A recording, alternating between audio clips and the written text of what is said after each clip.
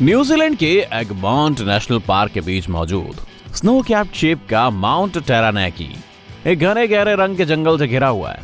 इसने इस इलाके के चारों तरफ एक ग्लूमी ग्रीन सर्कल बना दिया है। ऊपर से देखें तो यह सर्कल लगभग परफेक्ट दिखता है, मगर इसकी वजह सिर्फ यहाँ के रहने वाले किसान हैं।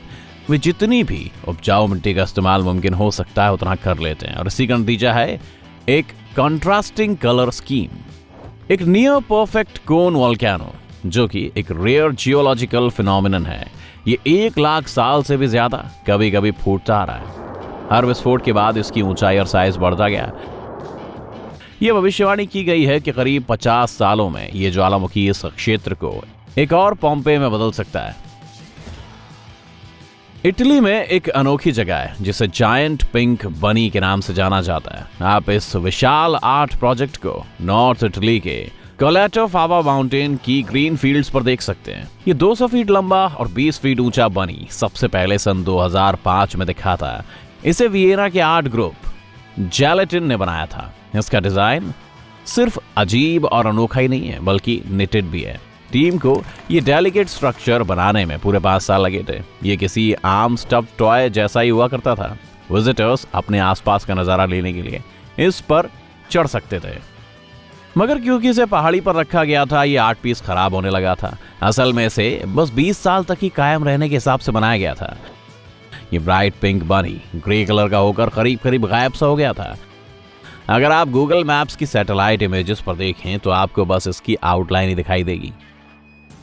हालांकि व्योमिंग के येलोस्टोन पार्क का grand prismatic spring old faithful जितना मशहूर तो नहीं है, मगर ये शानदार साइट देखने लायक है ग्राउंड लेवल से भी।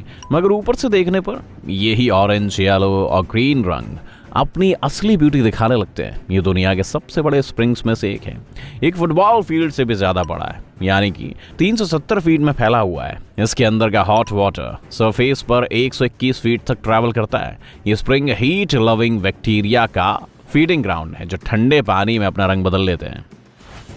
एक डायरेक्टर अपनी फिल्म की शूटिंग के लिए एक अनयूजुअल एरिया तलाश रहा था, और तभी उसे नॉर्थ ईस्टर्न अर्जेंटीना में एक रहस्यमय फ्लोटिंग आइलैंड मिला। ये लगभग परफेक्टली राउंड था और एक डार्क फॉरेस्ट से घिरा हुआ था। यह आपको एक भयानक सा एहसास करा देता है। कोई हैरानी की बात नहीं है कि इस जगह का निकनेम द आई रखा गया है। गूगल अर्थ पर टाइम लैप्सेस की मदद से ये पता लगा कि इसका इनर लैंड मास गोल गोल घूम रहा था, जबकि पहले माना जाता था कि ये एक जगह पर स्थिर था। जमीन के टुकड़े से बना 387 फीट के डायामीटर का एक सर्कल जिसकी मोटाई कुछ इंच से लेकर कई फीट तक है, वो मजे से साफ पानी पर तैरता है। इतना ही नहीं, जब नीचे से ठंडा पानी से पुश करता है तो अब ये धीरे से गोल भी घूमता है। अभी भी इस पानी की स्टडी की जा रही है। यह आसपास के एरिया के लिए भी पूरी तरह से अनोखा है। ऊपर से देखने पर तो ऐसा लगता है कि जैसे ये होमबुश बे ऑस्ट्रेलिया में बने हुए एक छोटे से द्वीप से ज्यादा कुछ भी नहीं है, मगर जूम इन करने से आपका नजरिया बदल जाएगा। ये एक जमाने में एक सफल ट्रेडिंग पोर्ट हुआ करता था, पर अब खाड़ी में पुराने जमाने के 4 समुद्री मालवाहक जहाज रखे हुए थे जिन्हें यहाँ से बाहर निकालना बेहद मुश्किल था। जब वे बेकार घोषित हो गए तो उन्हें खाड़ी में ही पड़ा छोड़ दिया गया और भुला दिया गया। ये शिप ड्रैग्ड एसएस एयरफील्ड इन टूटे फूटे पड़े जहाजों के मलबे से एक छोटे मगर सुंदर नेचर रिजर्व में तब्दील हो गया। ये फलते फूलते मैंग्रोव ट्रीज से भरा हुआ है जो पूरे जहाज पर छाए हुए हैं और धीरे धीरे इसके खोल को तोड़ रहे हैं। चीन के नॉर्थ ईस्ट पार्ट में गोबी डेजर्ट के अंदर कुछ इलाके में अजीब सिंबल्स दिखे। इस बारे में कई थियरी भी बनने लगी कि ये क्या हो सकते हैं। इसके बारे में कई थियरीज भी बनने लगी कि ये क्या हो सकते हैं। शायद ये पेरू में मिली नेस्का लाइन्स जैसी एंशिएंट मार्किंग्स हो सकती हैं। इसके कई अंदाजे लगाए गए, जैसे कि odd weather patterns, future development के लिए बनी पाइपलाइंस या फिर टारगेट प्रैक्टिस एरिया। मगर बाद में पता चला कि वो इन सब में से कुछ भी नहीं है। ये तो बस चाइना की सैटेलाइटों के कैमरास को कैलिब्रेट करने के लिए इस्तेमाल किए जाने वाले स्पेशल सिंबल्स हैं। कनाडा के वॉल्श में मौजूद बैडलैंड्स गार्जियन गूगल अर्थ पर पाई जाने वाली सबसे मशहूर और आकर्षक जगहों में से एक है। इसे देखकर ऐसा लगता है कि जैसे एक आदमी के सिर को लैंडस्केप में नक्काशा किया हो। इस आदमी के सिर पर एक पंख वाला हेड पीस बना हुआ है जैसा कि नेटिव अमेरिकन्स पहनते थे। यह जरूर काफी मॉडर्न डिजाइन होगा, क्योंकि ऐसा दिखता है कि इस आदमी ने एक जोड़ी ईयरफोन भी लगा रखे हैं। बदकिस्मती से ये एक साधारण सी सड़क है जिसके आखिर में एक ऑयल रिंग है। ग्राउंड लेवल से ये पूरी चीज कुछ खास प्रभावशाली नहीं है। ये बस किसी भी आम एक्सपोज रॉक के जैसा ही दिखता है जिसे मौसमों ने बदल दिया है। मगर ये फिनोमिनन पैरेडोलिया इफेक्ट से ज्यादा और कुछ भी नहीं है। ये वही इफेक्ट है जिसकी वजह से आपको बादलों में चीजें बनी दिख जाती हैं। एक द्वीप पर बनी झील के अंदर बने एक और द्वीप पर बनी झील के भी अंदर बना एक और द्वीप वाकई दिलचस्प है। मगर गूगल अर्थ ने इस जगह की भी शानदार तस्वीर कैप्चर की है। एक नन्हा सा द्वीप जिसका नाम वोल्कन पॉइंट है। ये एक आइलैंड पर बने क्रेटर लेक में मौजूद है जिसका नाम है वोल्केनो आइलैंड, जो खुद भी फिलीपींस के आइलैंड लुजान में लेक टॉल नाम की एक झील के अंदर है। ये दुनिया की उन 2 झीलों में से एक है जिनमें थर्ड ऑर्डर का द्वीप पाया गया है। टॉल वोल्केनो अभी भी एक्टिव है। क्रेटर के अंदर बड़ी झील बनी होने की वजह से वोल्केनिक सुनामी आने का खतरा भी है। विस्फोट के बाद झील में गिरने वाले मलबे से ये वोल्केनिक सुनामी आनी शुरू हो सकती है। इससे झील में वैक्स पैदा हो सकती है जो क्रेटर की साइड्स पर स्पिल हो सकती है। फायरफॉक्स क्रॉप सर्कल सबसे पहले सन 2006 में ओरेगॉन में एक कॉर्नफील्ड में दिखाई दिया, मगर ये कोई मिस्ट्री या रेयर फिनोमिनन नहीं था। फायरफॉक्स ब्राउजर के 5 करोड़ डाउनलोड का जश्न मनाते हुए ओरेगॉन स्टेट यूनिवर्सिटी के लिनक्स यूजर ग्रुप ने एक जायंट लोगो बनाया। ये 45,000 स्क्वायर फीट से भी बड़ा था। ग्रुप के मेंबर्स ने फसल काटने की मशीन को फसल को तकरीबन एक परफेक्ट सर्कल में काट कर इसे आकार दे दिया था। सावधानी से 2 हफ्तों की प्लानिंग करने के बाद ये काम 24 घंटों से भी कम समय में पूरा हो गया था। फाइनल सर्कल का डायामीटर 200 फीट से भी ज्यादा था और ये सड़क से बिल्कुल नहीं दिखता था। इसे सिर्फ आसमान से देखकर इसकी तारीफ की जा सकती थी।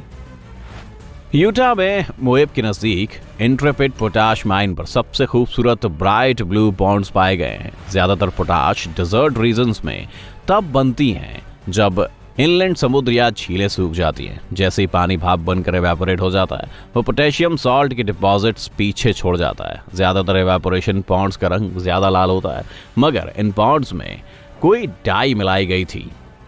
गहरे रंग का पानी ज्यादा सनलाइट और हीट सोखता है, जिससे इवेपोरेशन प्रोसेस की स्पीड तेज हो जाती है। इससे इवेपोरेट हो रहा पानी अपने अंदर घुले हुए सॉल्ट्स को काफी जल्दी ही जमीन पर छोड़कर भाप बनकर उड़ जाता है। साथ ही इन पॉन्ड्स को आसमान से दिखने वाला शानदार नजारा तो हमारे लिए एक बोनस है ही। धरती पर सबसे बड़ा एडवर्टाइजिंग लोगो बनाना एक ऐसा काम है जिसे करने का सपना हर मार्केटिंग एजेंसी देखती है, और कोका कोला ने सन 1986 में ऐसा ही किया था। ये लोगो एक बहुत बड़ा स्कल्पचर है। इसे पूरी तरह साफ तो सिर्फ आसमान से ही देखा जा सकता है। हालांकि इस तरह की एडवर्टाइजिंग में सबसे बड़ी दिक्कत यह है कि दुनिया में शायद ही कोई इस तरह के खास लोगों के बारे में जानता हो। ये विशाल कोक की एड 164 फीट ऊंची है और 394 फीट चौड़ी है। इसे नॉर्दर्न चिली के अफ्रीका में कोक की 70,000 खाली बोतलों से बनाया गया था। यह विशाल मॉन्यूमेंट कोका कोला ब्रांड की 100 ईयर एनिवर्सरी का जश्न मनाने के लिए बनाया गया था। इस साइज के गिटार की तारीफ तो बस आसमान से देखकर ही की जा सकती है। ये अनयूजुअली शेप्ड फॉरेस्ट अर्जेंटीना के पॉम्पा रीजन में कार्डोबा के साउथ में लोकेटेड है। इसे गिटार फॉरेस्ट के नाम से जाना जाता है और ये आधा मील से ज्यादा इलाके में फैला हुआ है। इसमें 7,000 से ज्यादा साइप्रस और यूकेलिप्टस के पेड़ भी लगे हुए हैं। अर्जेंटीना के एक 74 साल के किसान ने अपने बच्चों की मदद से जमीन के इस हिस्से को एक जादुई किस्म के जमीनी हिस्से में बदलने में कामयाबी हासिल की है। ये सब उसने अपनी प्यारी बीवी को श्रद्धांजलि देने के लिए किया है। ऊपर से देखने पर तो बस ऐसा ही लगता है कि ये झील के बीच में एक बॉल्डर्स का कलेक्शन है, पर असल में ये तंजानिया का हिप्पो पूल है। इस एरिया में तकरीबन सभी नदियों में हिप्पो पाए जाना एक आम बात है, मगर सेरेंगेटी में उनको खेलते और मस्ती करते हुए देखने के लिए बेशक बेहतरीन स्पॉट है। यहाँ पर ये जानवर करीब 200 हिप्पोस के बहुत बड़े ग्रुप्स में तैरते हैं। ये पानी में एक दूसरे से बेहद सटकर खड़े हो जाते हैं और पानी के अंदर की एक एक स्क्वायर इंच जगह को पूरी तरह घेर कर उसमें भर जाते हैं। अगर आप ये नज़ारा देखने तंजानिया नहीं जा सकते तो आप अपने घर पर सुरक्षित बैठकर भी गूगल अर्थ के जरिए इस नज़ारे का भरपूर मजा उठा सकते हैं। दुनिया में बहुत बड़े साइज के कई पूल हैं, लेकिन चिली के सैंटियागो के बाहर एक रिजॉर्ट है सैन अल्फोंसो डेल मार, और इसमें एक पूल है जो ऑफिशियली दुनिया का अब तक का बना सबसे बड़ा पूल है और इसे बनाने में करीब $2 अरब खर्च हुए हैं। लगभग इस पूल का साइज करीब 16 फुटबॉल फील्ड जितना होगा। इस पूल के लिए पानी पैसिफिक ओशन से लिया गया है। ये विशाल पूल को साफ रखने के लिए इसके पानी को दिन में कई बार फिल्टर किया जाता है और साथ साथ वाटर ट्रीटमेंट भी होता रहता है। यहाँ एक बड़े कांच के पिरामिड के अंदर सॉल्ट वाटर का एक पूल है। अगर आप एक पूल के अंदर बने एक और पूल में तैरना चाहते हैं। मैं कहाँ तैरूं, जरा कंफ्यूज हो रहा हूं।